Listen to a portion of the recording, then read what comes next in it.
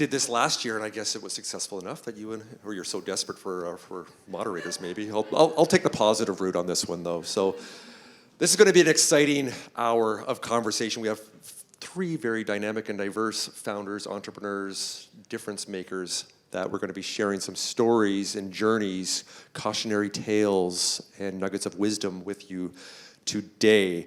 First 2/3 is going to be a conversation that I'm going to help facilitate here, and then it's all about you out in the audience there, of course, with your questions that will appear behind me for the last 10 or 15 minutes. So please put your questions up there because we want to hear from you. So as Michelle mentioned, my name is Colin Weston. Some of you may know me. One of my previous gigs as being the founder and community leader for Startup Vancouver as part of Startup Canada, and now I am the director of the BuildNEXT program, the cluster we have there within Foresight Canada. So if any of you are out there that are in the property tech, construction tech, built environment decarbonization, come and talk to me afterwards. But this is not about me. This is about these 3 wonderful people here. And as Michelle had mentioned, our theme for the overall conference with Immersion Week is Climate and the Public Health Crisis, Systems Changes and Actions Needed, which is going to be an overarching theme here today. And yeah, the talk here, we're going to be digging into today's innovators getting ready to scale tomorrow's solutions. So with this, Michelle already made an introduction, so I'm not going to be too redundant here with each of them, but I will give a little bit of an overview of these fabulous innovators we have here. So to my immediate right, your left here in the fabulous yellow jacket here, we have Arushi Rana, and she is a member of the prestigious BC 30 Under 30 Club, also C40 Women in Climate mentee, and Arushi is the Director of Commercialization at Praxis Spinal Cord Institute, a BC-based charity focused on transforming the lives of people with spinal cord injuries, or SCI, as I've learned the acronym from you the other day. Thank you for that. By advancing care and technology to meet the needs of the community. Through her role at Praxis, Arushi has helped design innovative, cutting-edge programs to support health tech acceleration in neuroscience, focusing on bringing people with lived SCI experience directly into product development. So I'm just going to quickly go through, and then I'm going to have each one of them tell a little more about what they've done and where they are now. So next we have Kunal Sethi, who is the co-founder and CEO of UVX Inc., and Kunal is a professional engineer, a civil engineer, I believe you mentioned earlier to me, who, this is very interesting, lived across 3 continents and takes pride in his multicultural understanding and diversity. He is an impact-driven entrepreneur and the co-founder of UVX, a company on a mission to reduce infection transmission risk in indoor spaces with their product, I'm going to get this right, is it Zener, we pronounce it? Nailed it, there we go. That continuously and automatically disinfects air and surfaces throughout the day. And last but definitely not least, on my far right, your left, is Carolyn Laconic, who is the CEO of VotaSafe Inc., where they deliver search and rescue products to help save lives and keep rescuers safe. And VotaSafe's flagship product is called AquaEye, a handheld sonar device that provides fast, safe, intelligent water rescue. So I hope you all took notes because there will be a test afterwards, so be paying attention. So I'm just going to move down the line here, and with Arushi, I'm going to start with you. So the first question I have here for everybody, so our overarching theme today is how early stage companies are poised to scale their ventures as a response to the public health and climate crisis. So before we learn what each of you is, where you're going, let's hear quickly a company origin story and where you are on that journey today. So Arushi, I know you had the stage earlier, and I love that presentation with Paul. But yeah, let us know what you're doing and why you do it. Sure. I would say the key word would be by accident. I'm here by accident. I started with a liberal arts education, so you basically learn a lot about a lot of things, and you don't actually have technical skills. And I sort of stumbled into a job where, because I didn't have a technical skill, consulting companies, and I fell in love with healthcare. So I started with working on the St. Paul's redevelopment and some other public health issues. So I really saw how messy, but also what amazing people there are in healthcare. And I fell in love with it, even though it's a very, very difficult space. Then I consulted for myself, and then I also worked with an early seed stage traumatic brain injury startup. And then I really got to see the impact of the neurological condition on ourselves and how little we knew. And I think, an event like this, I met, I think, one of my colleagues, Fred, in the audience, and 2 weeks later, he's like, do you want to build an accelerator in this space? And the advice I always give to everyone, including all the entrepreneurs we train, do not say yes in 5 minutes. Look at the contract. I know you're excited, but I said yes in 5 minutes. And what started then was a huge journey in building, in an orphan condition, something that, like an engine to build hundreds of engines to transform spinal cord injury. So it's been exciting, and now we're moving into the space of seeing how climate is impacting our populations and how we can address that. Wonderful, wonderful. Kunal, over to you. So with UVX. Hello, hello. There we go. So yeah, tell us about it. Yeah, I guess similar to Arushi, it was kind of by mistake, but not really. I guess for us, it was during COVID-19. We had just come off from building a different company in the marketing space, which we dissolved for various reasons, one of which there was no impact in the company, so we didn't really feel like we wanted to leave our jobs to build that company, amongst COVID being a factor. But it was around June when you're seeing all the articles in the newspaper about, well, online, but also in newspapers, around deaths in senior care homes. Became very curious about the space. And then my co-founder and I, Samir and I, we had a personal loss in a long-term care home. And became very curious. So with no intention to build a company, but we were definitely very curious and wanted to kind of get some questions answered. We then just called up everybody we knew who worked in senior care. That was some friends who were nurses in some long-term care homes and senior homes in Vancouver and Toronto. We also went to interview some senior homes. And I just remember one time we were at a local senior home in Vancouver, and we were interviewing the infection lead outside the facility because that shut down for COVID-19 outbreaks. And as we're interviewing the IPAC lead, we see behind people carrying these massive garbage bags of just waste. And I actually asked her, I'm like, hey, what's happening? Like, what is that? And she said to me that that was all the cleaning waste. And at the time, we had more information, knowledge that COVID was airborne. So my question to her was, why are you still disinfecting surfaces when it's airborne? And they had no good answer for us. So me and Samir knew that we had to make a difference. We explored different technologies to do this, and we stumbled upon a human-safe form of UV light, which can disinfect in real time. We formed some partnerships with different universities, Columbia University in New York, UBC Medicine, and we left our jobs in 2021 to build UVX full-time. So from curiosity to product to now.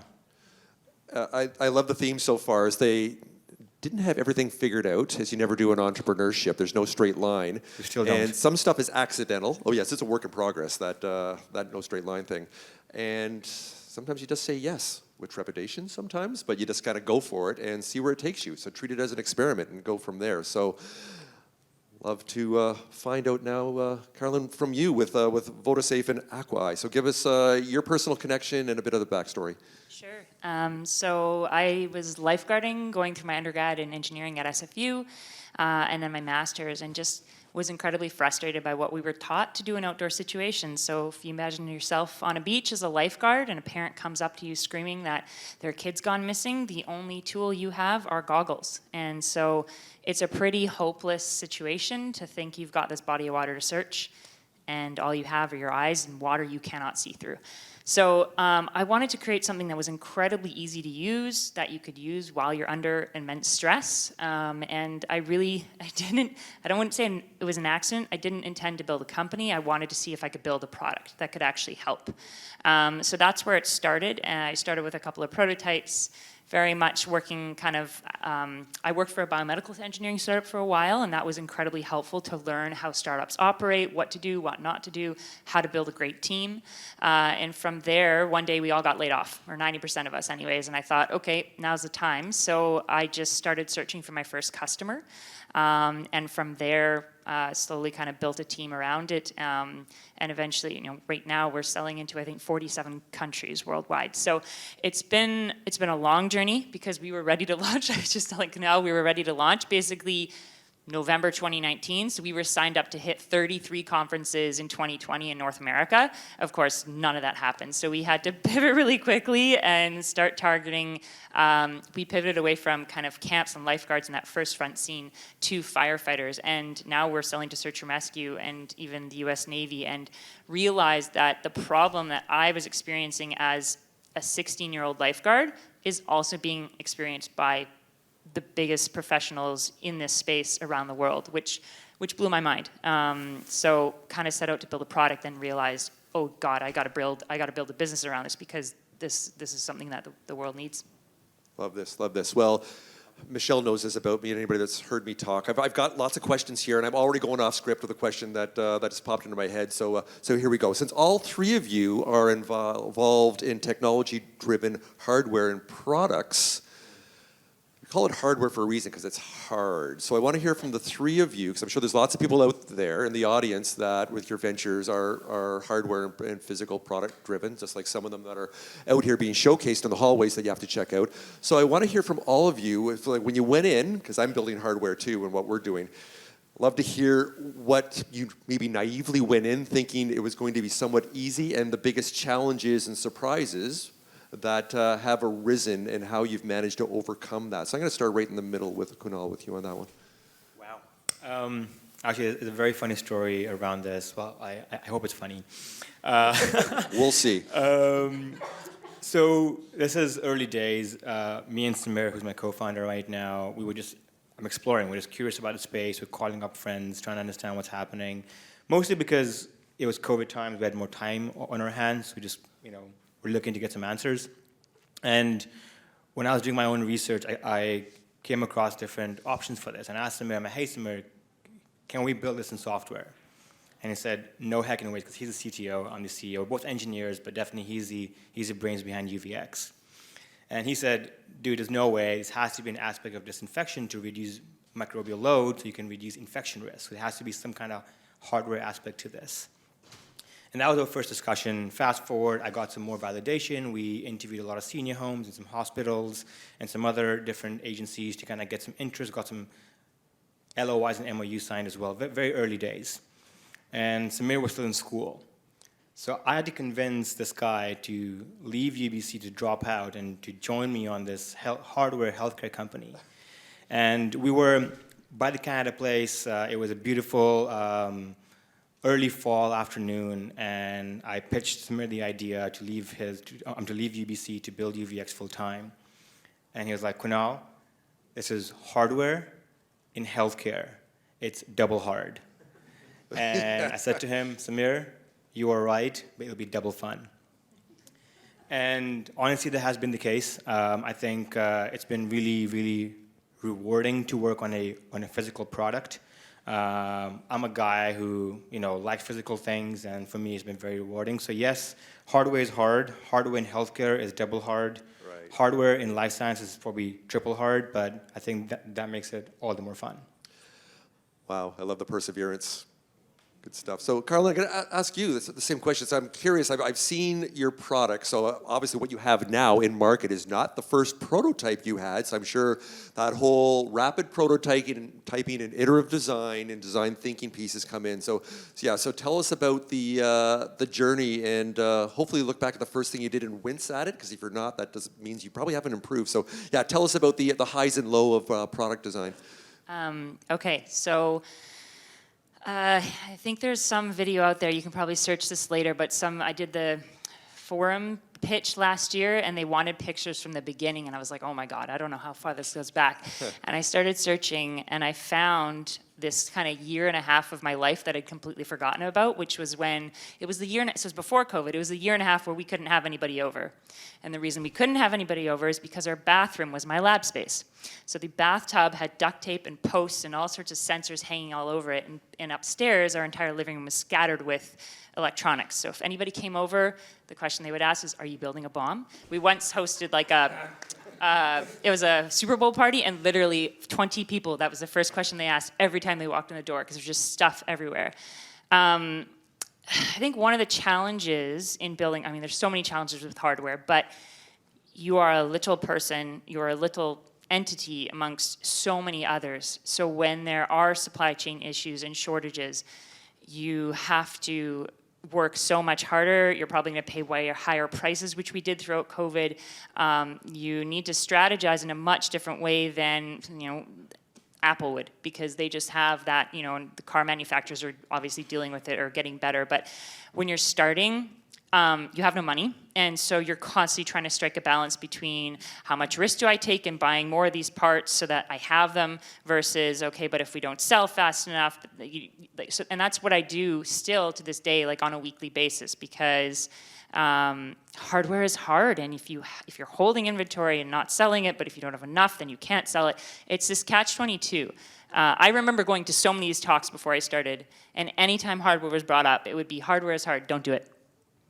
Don't do it. Like, that's all I would hear over and over again. But I agree with Kunal. It is so much fun to have a physical product that you can like show and tell and touch and build. So if you have an idea and it's something you want to do, I would definitely say go for it. But just know it's not an easy path.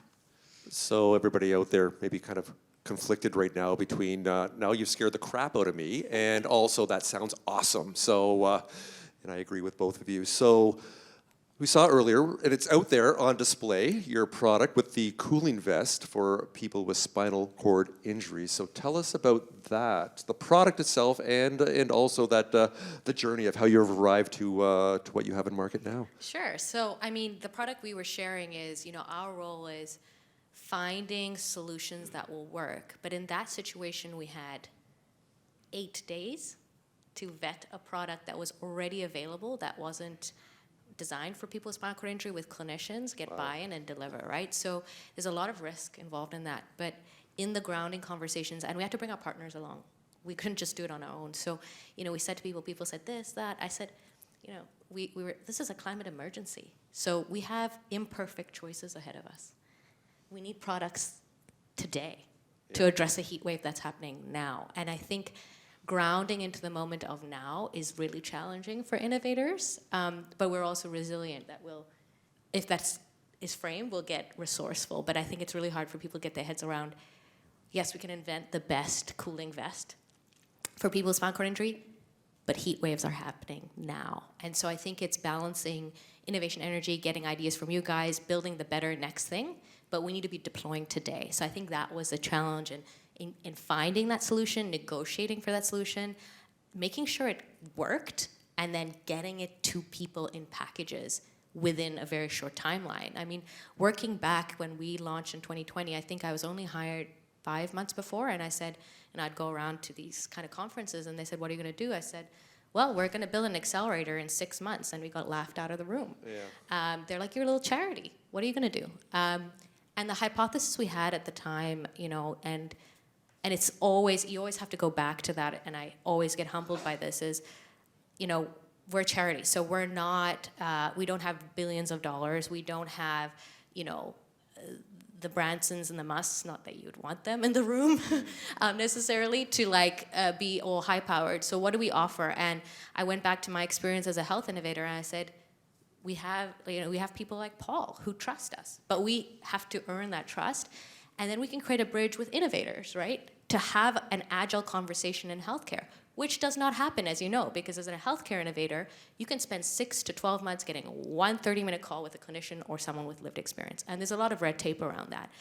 And, we thought, okay, let's test it, but, there'll be pushback. And people with spinal cord injury were telling me, and they're leaders in the community, they said, Arushi, I've said what I've had to say. Why are we having weekly sessions? And I said, have they heard you? Have they changed their design? They're like, no. Then I said, they haven't heard you. So welcome now, you're a coach. So until they hear you, you're gonna repeat the same thing, and I'm sorry. It's irritating, but bringing people with lived experience into every step of the journey is a challenge. I think the thing that I was naive about is I thought big companies, Fortune 50, they're really good at engaging, and they've really tested out their product, But, it's not like a dating app where you can go out and ask anyone how a dating app is. You're talking to people about very sensitive issues about their bladder, bowel, the pain they're experiencing. And so what I'm learning is, you go under the cover of really top-notch Fortune 50 companies, and you're like, where is your engagement? You're launching this new product in 6 months, and the installation guide makes no sense to clinicians, this is still happening today. So it's just, when you double down, like, there's never enough engagement with people with lived experience in the innovation journey. And sometimes I'm fighting with innovators to say, you need to listen to their experience. And I'm like, why am I fighting you? This is helping your business. Yeah. You touched on something in what you just said, and thank you for that, about the power of partnerships and not going alone. And a theme here in a lot of the conversations is about collaboration, because there are so many well-intentioned organizations and people that are siloed, and you don't even know other people are doing great work in that space that want to share. It's not necessarily about competition, it is about collaboration. So with everything you're doing here, you can't go alone, and you just gave great examples of that. So for the other two, to expand on this, what partnerships have you found that have really helped you accelerate what you're doing, whether it's EAUBC, little shout out there, but also with others, whether it's for pilot programs or just other pieces that you can plug in, because that saying, if you want to go fast, go alone, but if you want to go far, you need to go together. So if both of you could expand on that a little bit more with Colin, starting with you. Sure. Yeah, I would say when I started, that was the first thing I did, is find a partner in a customer or a potential customer. The previous startup that I was at, I remember one of the head engineer there one day saying to me, no matter what you do, talk to your customers. So I completely agree with what you're saying. It's so easy to be like, I got a great idea, my team's awesome, we're smart, we're gonna nail it. If you skip the step of constantly checking in with your customers, you're going to end up with this thing without the killer application. So it's just crucial to find people who are in the space. I was really fortunate because I was the inventor and the user. Like, I could picture what I needed to create, but having more people around you who are connected is incredible. So the Life Saving Society was the first one. They're a national charity. They do a lot to do with swimming lessons and learn to swim programs and drowning prevention. By tapping into them, they were able to get me into focus groups and talk to people at the ground level about what they're seeing in camps, what they're seeing across the country. And now it's also, we have a great partner in a group in the US. They're all ex-Navy SEALs.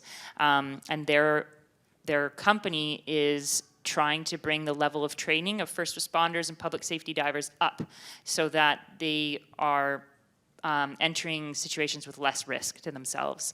And it's just so crucial to have that push and pull. Like, it's really good to have that conflict, I find, too. Because if you have a partner that's always agreeing with you, you might not be getting everything you can out of them. So I would also say partnerships, they're important for feedback, good and bad. They'll steer you more quickly where you need to go. So yes, that within customer validation, as they say. Last thing you want to do is build a product that you love on time, on budget, that nobody wants. It's a bad thing. So Kunal, maybe you can expand on that too. Yeah, I think the best kept secret, or maybe it's not really a big secret, is talk to your customers. I think a lot of advisors and mentors for tech startups tell that to founders, but not enough founders do it. We have unlocked so many unique insights, and I have a bit of a contrarian approach to building a hard tech, deep tech company, where yes, I believe the IP matters, but your unique insights matter more. You know, how you build moats aren't just the intellectual property, the different ways to build moats. In fact, by virtue of having a hard tech company, there is a moat because people don't want to do hard things. So by virtue of having a hard tech company, already you have a moat with you. But for partnerships, I've always viewed partnerships similar to how I view my advisors. You can't have the same advisor for operations, for sales, for everything else. You need people who have certain kind of expertise. For partnerships, we've taken a very similar approach. We have partners that are helping us with credibility because they're big name partners. We have partners who are helping us with R&D, whereby we co-develop the device with them. And we have partners who are just there to give us, help, testimonials, pictures, and whatnot. So 2 partners come to mind for UVX. One is Louis Breyer Home and Hospital. It's the biggest facility of 215 beds, so biggest senior care home in BC, and they help us co-develop the product Zenner. In the early days, we learned about seniors, for example, sleeping in the common areas. Right, and we never knew that. So when we went out to the senior home, we would spend a whole, multiple days at the senior home where we actually got to know people on a first name basis. And we learned that seniors sleep in the common areas, which means you need to have a device that's silent, because anything that's humming or has a sound to it will actually be disruptive to seniors. It's an insight we would have never got otherwise. So that's one example, Louis Breyer. When it comes to credibility, UVX signed a contract recently with Nova Scotia Health, who are putting in a lot of money into clinical trials with us. And I cannot be thankful enough to fate that happened. It came to being, and there's a whole story behind that I can share at a different time. But just having a province-level health authority working with us, investing their taxpayers' money into UVX's trials is massive, and that has helped us get more interest from other customers. So I would encourage any entrepreneurs in the audience to think about partnerships in the same way as you think of your resourcing. Every individual, every partner brings their own value. But can I jump in here? It can be exhausting, right? Like I think, when I remember my startup days on the different side is that you're getting pulled in 100 directions and someone's saying, talk to your customer, and you're like, I haven't eaten breakfast and it's 10 p.m. It's really exhausting. So how do you make the time to talk to the customer? And also you have to be very empathetic with the customer. You can't be like, I haven't eaten breakfast, it's your problem. No, you're serving them. So that's the tension, right? I have some thoughts there as well. Learn to say no. It's very hard because you never know where that serendipitous opportunity lies. It's very hard to say no, but you have to assess your opportunities and act upon them. And it's okay to say no. I've had to say no to many things, but I feel like your customers have to be up there. Ultimately, you're building a business. Yeah, I just to add, I used to schedule it the first thing of my day, because if my day got started, then it'd be harder to carve out the time, but it would be like the first thing I'd start my day with, a couple customer calls, then I could carry on with everything else, just because you're totally right, it's super hard to carve in. Yeah, as an entrepreneur, especially working at home the last couple of years, it's, you have the best intentions to structure your day, and the next thing you know, you're watching kitten videos on YouTube again. It's like, how did that happen again? Where did I go with that? Right? Yeah, so I agree. And and Kunal, to expand on what you just said there, is that fear of missing out of someone approaching you with an opportunity, and as entrepreneurs, is just yet another one of those tricky bits that we have to deal with. Sometimes you have to look at this and respectfully and graciously say no to an opportunity, but say, hey, maybe later on it doesn't work right now where I am in this journey, so not shutting them down and not disappointing them. And that's tough because you don't want to give up that opportunity. So that's one of thousands of tough decisions you have to make on a daily basis as an entrepreneur. So the next question I wanted to ask you, getting back to the script now, actually 20 minutes of being off script here. So a good friend of mine, I met her for coffee about a year ago, and I was kind of at a crossroads, not knowing what I want to do in my next step. And she asked me, Colin, what is your ikigai? And I said, my what? It's like, what is that? And I've learned quite a bit about this. And so if you're not familiar with this, so ikigai is the Japanese concept that means your reason for being, your raison d'être in French. So ikigai in Japanese means life. Iki in Japanese means life, and gai describes value or worth. Your ikigai is your purpose or your bliss. So with that, all three of you represent socially driven ventures. So I'd like to hear from each of you, what is your motivation to take on the work that you do, your why, your ikigai? So I'm just going to start directly right here with Rushi, yes? Sure, yeah. I think for me, being in social impact for a decade, I think it's been really important not to say, I want to impact and I want to help people, but I want to try. Because I think it's really hard to help people and actually create value in their life. And I think it's the really stepping back, because I think it's very grandiose when, especially working in charities, you want to be like, I'm good, I'm a charity, but you don't know, and just having that timidity to say, I'm trying, and I'm going to learn every day. But then, a lot of the questions I asked myself was, okay, there's so many ways of helping, and there are so many, I really admire frontline health workers, and I admire search and rescue. I would be terrible at that job. So the Ikigai circle is also about, what gives you joy, where can you add value, and then that purpose piece. And so, what gives me joy, I'm also a writer, a novelist, and I really thrive on creativity. So I need to be creating something new and scaling it. Like, I get so much energy, but I really learned to channel it into, again, asking your community what they need. And if it's already being done, great, right? Create something new that's really needed. But then the thing what are you good at was the question I always grappled with. I used to always think, I'm an ideas person and I don't know how to implement anything. And over time I was like, oh, I'm actually, in this call, I'm the doer here. And it's been hard to go, actually, that's what this conversation needs me to be. The strategy is there, but who's going to do it? And so learning that my value is that I actually getting stuff done, even though that was a place where I'm like, I'm not good at it. I'm like, in this conversation, in this team, or in this situation, who's going to actually make it happen? And I think coming to terms with that was the biggest piece, is that I'm an operator. I'm not just a thinker person.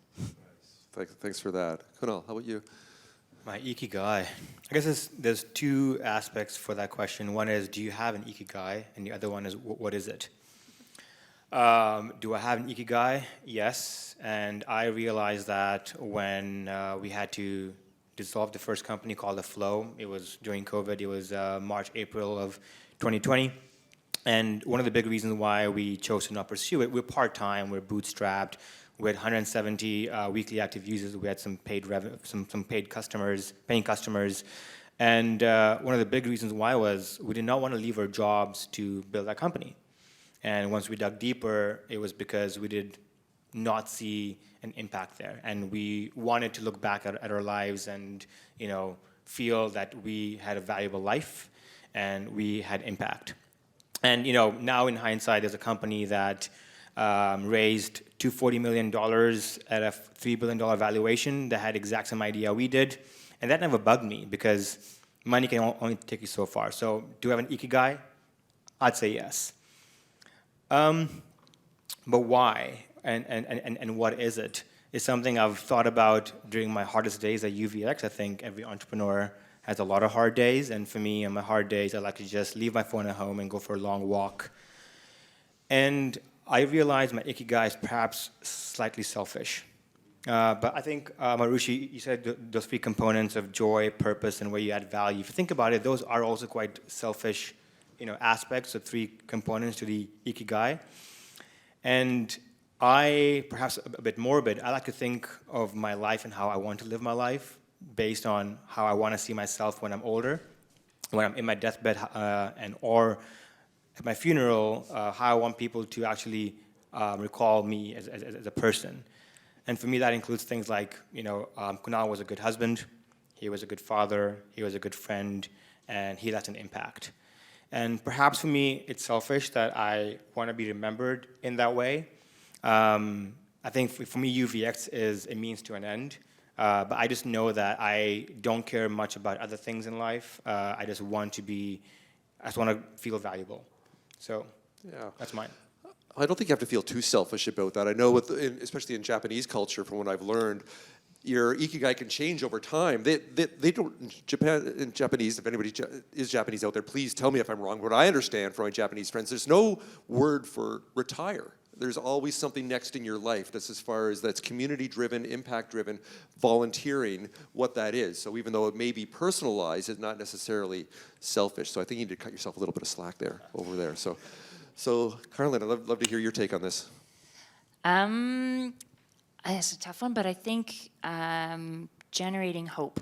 That's probably what it is. I find that it's so easy to be negative. Today, there's a lot of stuff going on. There's a lot of, we're talking about climate change. Obviously, there's a massive problem. We've just gotten through a pandemic. That was terrifying. There's so many things out there. I feel like, one, yes, we want to drop the number of drownings a year. I really kicked this whole idea off. I was at home sick one day. It was New Year's Eve. I was obviously a young 20-year-old, kind of choked that I wasn't out partying. And then I watched the news, and it was this family with this 3-year-old girl, and they were walking along a dock, and she fell in the water, and that was it. They lost her. They were like right there. And I just thought, that just can't happen anymore. It's ridiculous. Like, it's so straightforward. So I worked for a cancer diagnostics company, and it made sense to me that there were so many bright minds trying to find a way to do predictive analytics around that, and because it's such a complicated, horrific, ingenious disease.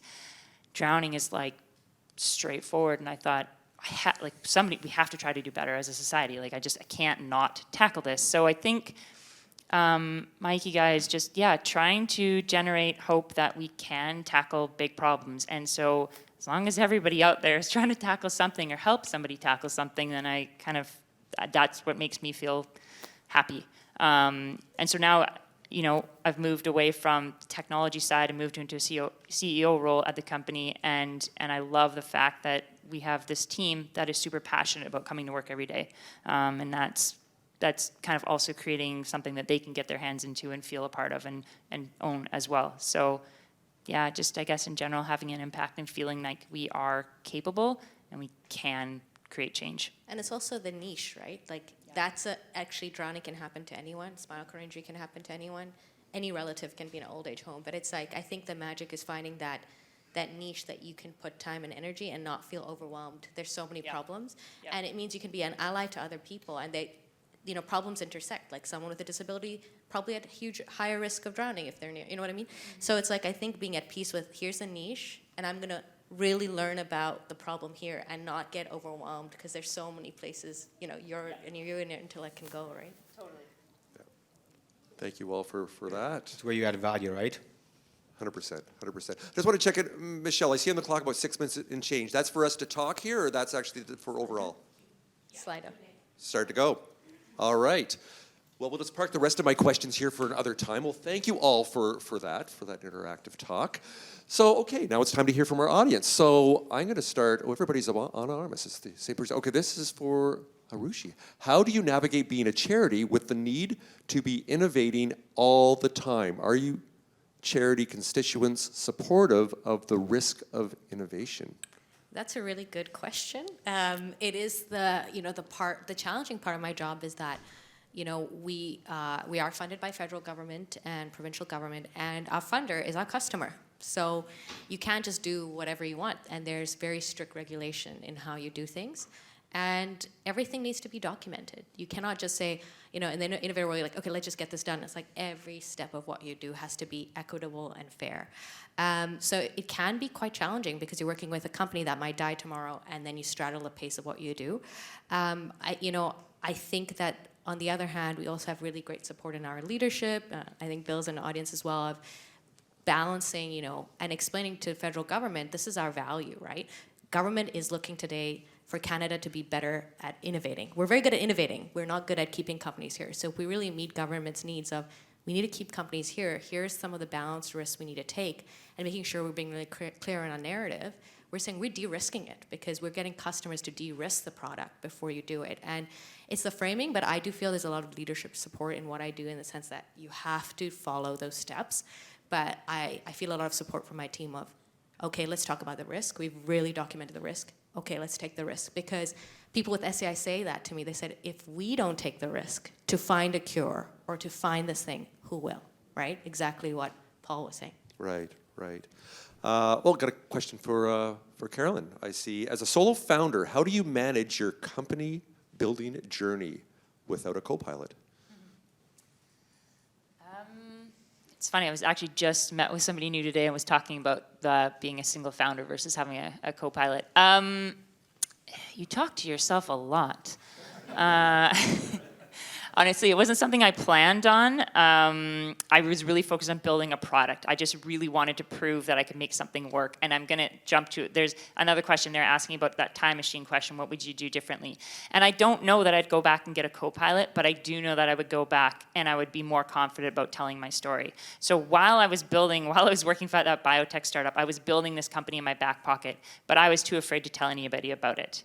I knew what I was doing was worthwhile, but I knew that if my peers shot me down, called me crazy, I wouldn't have had the stamina to keep going. So I kept it to myself. And in doing so, probably made my journey a lot more lonely and a lot more difficult than it should have been. But I was just so protective of that idea. And then as it grew, the reason why I didn't pick up a co-pilot is I thought, this is too risky to ask somebody else to take half of this with me. It just felt like if I brought somebody on, I would care about that person, and I would be so scared that they would have to own half the risk, and that just wasn't fair. So I thought, I'm just gonna keep going, and if I fail, I fail, but it's all on me, and that's okay. I think it's a lot of like check-ins and a lot of, reflection on why you've made decisions that you've made. My husband is a police officer, and a lot of times they have to take notes after anything that they've done. And one thing he taught me very early on was, you're never going to have all the answers, But as long as you make your decisions with all the information you can in the moment, that is the best you can do. And so kind of taking those notes and reflecting back, I also learn, right? So I kind of, co-pilots are great. You can kind of shoot ideas back and forth. I kind of just had to do that with myself. But yeah. Nice, nice.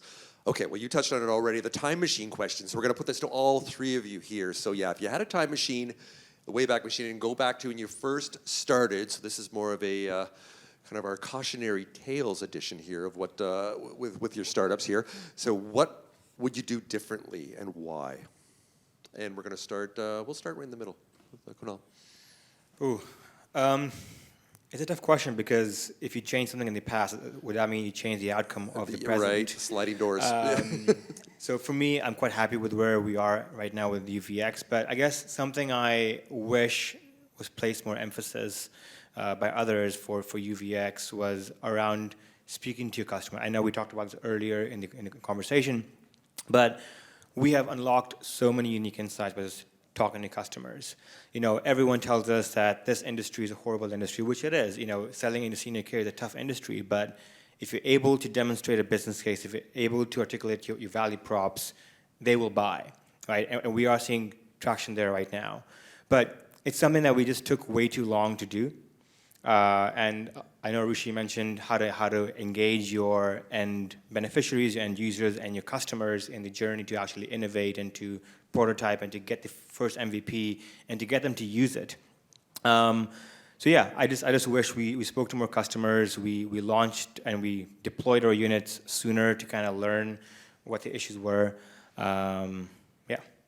Good stuff. Carlin, you got some thoughts on this? No, just the wanting to do it sooner. I remember always being told, if you're not embarrassed of your first product, you took too long to launch it. Right. You know, and I think that, yeah, something to think on. Rushi, you have any thoughts on this one? With Some the time tactical machine? things. Yeah. I think burn rate is huge. I know it's not the fun thing to talk about, but if you're starting a startup, like I remember when I was in a situation, I knew we were burning too much cash. And I'm already a bit like a bull in a china shop, and I say exactly what I think, and it's a startup, and there were some, I wanted to really be respectful.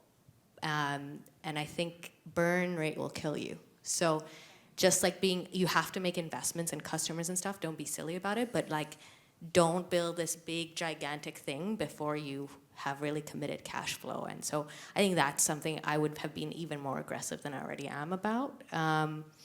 Yeah, and I think it's, I guess I'm repeating, but don't be afraid of being in a niche as long as there's a market. Yeah. Like, I went into SCI and I was like, well, I used to do public health and I used to do these really big things.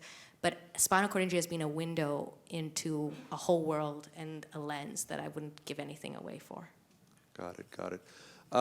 Next question I see is ask about milestones. Before I actually read this question, I just want to comment on this because I was talking to some people about this the other day. As entrepreneurs, we always have these big, lofty, hit it out of the park goals, and I was always that very early on, some of the things that we did in entrepreneurship before we really knew any better or knew what we were doing. And then you become disappointed. So this whole notion of celebrate the small wins and be kind and generous to yourself. And we can talk the whole time here about mental health and taking care of yourself here, and sadly with depression and anxiety and in the general public, and for entrepreneurship, sadly, it's even higher. So with milestones, as far as even celebrate the small wins. So let's dovetail that into this question. So now that you've all reached your milestone, which I know it's always a work in progress, but let's say this milestone, reframe that, and created a successful product and campaign, how do you stay motivated and keep your team engaged as well? So Carlin, let's start with you on that one. Sure. Yeah, sometimes I guess you can look back and be like, man, I've been working on this product for quite a while. But then in doing so, you reflect on like, holy cow, like I used to build this thing out of my bathtub and it was nothing but a bunch of like breadboards, and now it's literally being used by search and rescue teams around the world. Customers are huge motivation. We get emails weekly thanking us for creating what we created, that it's life-changing for their organizations, that they've been able to provide closure to families faster. And but one of our big milestones is we want to save life. We want that lifeguard situation, and we're getting so close. The more units out there, the better. I think as long as you know what your mission is, and that you have values that you live by, that you believe in what you're doing, people used to always ask me, because in the beginning, my God, they were like, I can't believe you're still going. Like, isn't it really hard? I'm like, yeah, but I can't quit. Like, it was just not even an option in my mind to go there. So, yeah, I think motivation seems to just kind of, as long as you're telling your story, so I got a lot better at that, talking about what you are actually trying to do. If you believe in it, that passion definitely seems to ooze throughout the rest of the company, into your community, and the energy will kind of, everybody else kind of live off and create more of it. But yeah, I think as long as you have a clear mission, and you believe in it, and that it's worth quitting your job for, worth not eating breakfast for, worth all the hard days, you can stay pretty grounded and motivated. Got it. So one of the other questions I was going to ask, but I ran out of time, is about the future of not only where you are, but how do you scale up? So maybe we can tie this into this question of milestones. So Harushi, why don't you take a crack at this? So where you are right now, not just with the cooling vest, but overall with Praxis, where you are and how are you going to scale? What are the opportunities and also some headwinds? What are some of the barriers too you're finding? I think we're in a recession, no surprise. So I think seeing innovations die is really hard. At Praxis since 2020, we've run several cohorts, supported 30 companies, and in med device, we've had 4 actually helping people with spinal cord injuries, so that's huge for us. Where we want to go, I think more and more, having charities to be taken seriously in Canada as not just, oh, you're doing a good thing, we actually know what we're talking about. I'd love Praxis to be an investor. We are a seed investor on some companies. Also to create a value stream for the charity long term, to actually be an investor and actually recycle returns. And I'd love for, for example, the cooling vest and other things, actually seeing that translated into the health system. So that is, it looks like it's going to be in a good place, the cooling vest, for example, but Praxis has that track record where you bring an idea, but then you give that idea a home. And so if we can see in wound care wins and in the cooling space wins, and everyone with a disability can access something like this, I think that's where we have to go, which is really hard and tough, but that's what we have to strive for. Got it. Thank you for that. Well, Kunal, I see you play basketball. The shot clock is running down here. You've got 20 seconds here to provide your nuggets of wisdom on this one here as far as milestones in the future. That is 12 now. Well, I'm trying the aspect of motivation with headwinds and opportunities. I feel like with motivation, it's an easy one for us because we love new challenges, and I feel like as a founder, going from R&D to first MVP to first customer to 1 million ARR to 10 million ARR to 100 million ARR is a different challenge. It requires different skill sets. You need to be able to adapt and grow with the company. But equally right now, where we are at with UVX is the headwind is the opportunity. The headwind is how do you quantify the actual business case? How do you put these things into numbers? And if we're able to crack that, that becomes a really good story when you go into a customer interview or a customer meeting to make the sale and you show them a very clear ROI. So that's our biggest headwind, but also the biggest opportunity. Love that. And was it on time?